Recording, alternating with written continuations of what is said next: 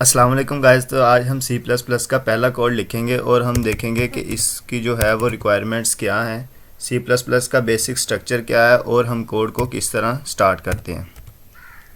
तो सबसे पहले मैं एक फ़ाइल बना लेता हूँ lecture1.cpp और ये सी प्लस प्लस की हमने एक फ़ाइल बना ली।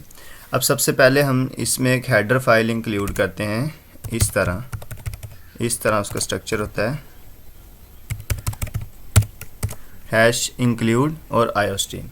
अब ये है क्या, अब देखें हैश इंक्लूड जो है ये हम लिखते हैं किसी भी लाइब्रेरी को इंक्लूड करने के लिए, और जो आयोस्ट्रीम है ये हमारे पास सी प्लस प्लस की स्टैंडर्ड लाइब्रेरी है। इसका मतलब ये है कि input output stream, input and output stream. अब इसमें हमारे पास आ जाता है दो चीज़ें आती हैं, एक हमारे पास सी इन और दूसरा हमारे पास सी आउट आ जाता है। अब ये सी इन और सी आउट क्या हैं इसको हम देखेंगे, ठीक है। फ़िलहाल आप ये समझ लें कि ये हमारे पास एक स्टैंडर्ड लाइब्रेरी है जो क्या करती है, हमारे पास ये बताती है कि ये चीज़ें प्रोग्राम में आ सकती हैं, ठीक है। अब ये नहीं है कि हमारे पास सिर्फ एक ही आयोस्ट्रीम ही है, और भी हमारे पास बहुत सी लाइब्रेरीज़ हैं, ठीक है। अब ये इसने हमें ये बताना होता है कि ये चीज़ें हमारे प्रोग्राम में आ सकती हैं। अब ये जो लाइब्रेरी है ये इनपुट और आउटपुट के लिए यूज़ होती है।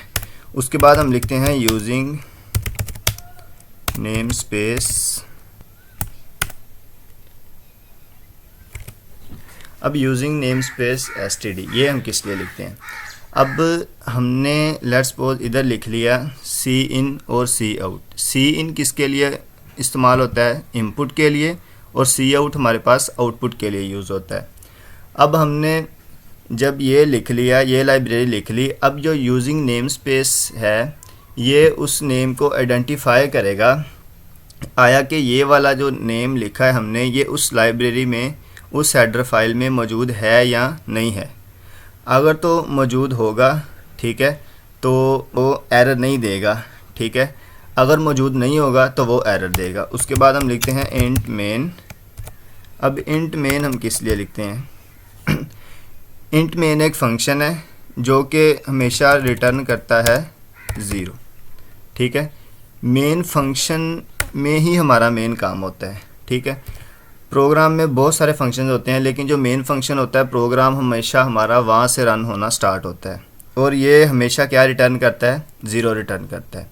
अब मेन फंक्शन हमारे पास जो होता है, और भी फंक्शन हो सकते हैं जैसा कि वॉइड फंक्शन, डबल, ठीक है। हमारे पास ये इंट फंक्शन है, इंट हमेशा इंटीजर रिटर्न करता है। अगर हम कोई डबल टाइप का फंक्शन ले लेंगे तो वो डबल रिटर्न करेगा, और जो वॉइड फंक्शन होता है वो कुछ भी रिटर्न नहीं करता। उसके बाद मैं इधर लिखता हूँ सी आउट, मैं इधर लिख लेता हूँ हेलो। अब मैंने इधर हेलो लिख दिया, ठीक है। अब देखें, अब मैं पहले आपको रन करके बता देता हूँ, उसके बाद जो है आगे बताता हूँ। अब ये देखें, ये हमारे पास नीचे हेलो लिखा आ गया, ठीक है। मतलब हमारा प्रोग्राम जो है वो चल गया है, सही सक्सेसफुली चल गया है, ठीक है। अब लेट्स सपोज ये मैं यूजिंग नेम स्पेस नहीं लगाता, ये मैं इसको कमेंट कर देता हूँ। अब देखें, अब ये एरर दे रहा है। ये क्यों एरर दे रहा है, वो कह रहा है identifier cout is undefined. अब वो कह रहा है, अब इसका वाला मतलब क्या है कि यूजिंग नेम स्पेस ने ये आइडेंटिफाई करना होता है कि ये वाला जो हमने सी आउट या सी इन यूज़ किया है ये स्टैंडर्ड लाइब्रेरी का है या ये बिल्ट इन फंक्शन है, ठीक है। अब ये जो std होता है ये इस चीज़ को रिप्रेजेंट करता है कि ये स्टैंडर्ड लाइब्रेरी में है या नहीं है। अब स्टैंडर्ड हमारे पास जो हमने चीज़ यूज़ की वो क्या है, इनपुट आउटपुट स्ट्रीम, ठीक है, आयो स्ट्रीम। अब इसने आइडेंटिफाई ये करना है कि आयो स्ट्रीम में ये सी आउट इंक्लूड है या नहीं है। अब अगर हमारे पास ये चीज़ होगी नहीं, ठीक है, तो फिर ये किस तरह आइडेंटिफाई करेगा कि भाई ये चीज़ इसमें है या नहीं है। अब देखें, अगर मैं इसके साथ ये लगा देता हूँ std, अब देखें, अब हमारे पास एरर नहीं आएगा। अब मैं प्रोग्राम को दोबारा रन करता हूँ। अब देखें, अब हमारे पास प्रोग्राम रन हो गया, ठीक है। अब क्यों, क्योंकि अब हमने इधर डिक्लेयर कर दिया है कि std जो है ये सी आउट जो है ये एक स्टैंडर्ड लाइब्रेरी का फंक्शन है, ठीक है। और ये किसके लिए हमारे पास किस लिए यूज़ होता है, आउटपुट के लिए यूज़ होता है। ठीक है, अब देखें अगर मैं इधर ये लगा देता हूँ, ठीक है, तो फिर हमें इधर ये बताने की ज़रूरत नहीं है कि ये स्टैंडर्ड लाइब्रेरी का है या नहीं है। ठीक है, वो आइडेंटिफाई करना इस चीज़ का काम है। यूजिंग नेम स्पेस जो है ये std, ये इस चीज़ को रिकॉग्नाइज़ करेगा कि ये स्टैंडर्ड लाइब्रेरी में इंक्लूड है या नहीं है। और इसको दोबारा रिपीट कर देता हूँ। आईओस्ट्रीम किस लिए यूज़ होती है, हेडर फाइल हमारे पास इनपुट और आउटपुट के लिए। कैसे हमने इनपुट क्या होती है, यूज़र से हम इनपुट लेंगे, थोड़ा आगे जाके लेंगे, यूज़र से इनपुट लेना सीखेंगे कैसे लेती हैं। और जो है हमारे पास सी आउट किस लिए यूज़ होता है, आउटपुट करवाने के लिए। जो चीज़ हमने स्क्रीन पे प्रिंट करवानी है कंसोल पे, वो चीज़ हम सी आउट में लिख देते हैं। ठीक है, अब अगर मैं इधर एक और चीज़ लिख देता हूँ, अगर मैं इधर एक दफ़ा और हेलो लिख देता हूँ, अब देखें, अब हमारे पास, मैं प्रोग्राम को रन करता हूँ, अब देखें, अब हमारे पास 2 दफ़ा हेलो लिखा आ गया। ठीक है, अब एक हेलो हमारे पास ये आ गया और एक हेलो हमारे पास साथ वाला आ गया। अब देखें अब हमने तो 2 दफ़ा लिखा है। ठीक है, तो अब आप ये कह रहे होंगे कि भाई हमें तो चाहिए नीचे वाली लाइन पे, तो इसके लिए हम एंडल लगा देते हैं। अब एंडल किस लिए यूज़ होता है, नीचे वाली लाइन में प्रिंट करने के लिए। एंडल का मतलब है हमने लाइन को क्या कर दिया है, ब्रेक कर दिया। अब देखें, अब जो हमारे पास हेलो प्रिंट हो रहा है, ये देखें, अब जो हमारे पास हेलो प्रिंट हो रहा है वो नीचे वाली लाइन में हो रहा है, ऊपर वाली लाइन में नहीं हो रहा। ठीक है, और अगर आप चाहते हैं कि भाई एंडल भी यूज़ नहीं करना, ठीक है, तो फिर आप यहाँ पर लगा दें, ये \n लगा दें। अब देख, कंट्रोल एस से आपने प्रोग्राम को सेव लाजमी कर लेना है, वरना वो रन नहीं होगा। ठीक है, अब हमने ये चीज़ भी देख ली कि किसी चीज़ को हम कंसोल पे किस तरह प्रिंट करवा सकते हैं। सिर्फ आपने सी आउट लगाना है, इन्वर्टेड कोमास लगाने हैं। ठीक है, और उसके अंदर जो है वो हमने जो भी चीज़ लिखनी होगी वो स्क्रीन पे प्रिंट हो जाएगी, और सेमीकोलन लगाना आपने नहीं भूलना।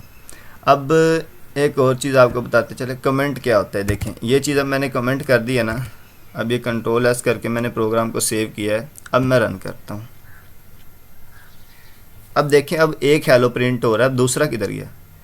अब C++ का जो कंपाइलर होता है वो कमेंट को इग्नोर कर देता है। कमेंट इसलिए होते हैं कि हम अपनी अंडरस्टैंडिंग के लिए लिखे होते हैं कि ये चीज़ हमें प्रोग्राम में भूल ना जाए। अब आपने एक कोड लिख लिया है, अब आप उसको 1 माह बाद या 2 माह बाद जब लिख लेते हैं, लेट्स सपोज आपने कोई 2-3 हज़ार लाइनों का कोड लिख लिया, जब आप उसको 2-3 माह बाद देखेंगे तो आपको पता ही नहीं चलेगा कि भाई ये कोड जो है ये मैंने लिखा था या नहीं, तो इस कोड में हो क्या रहा है।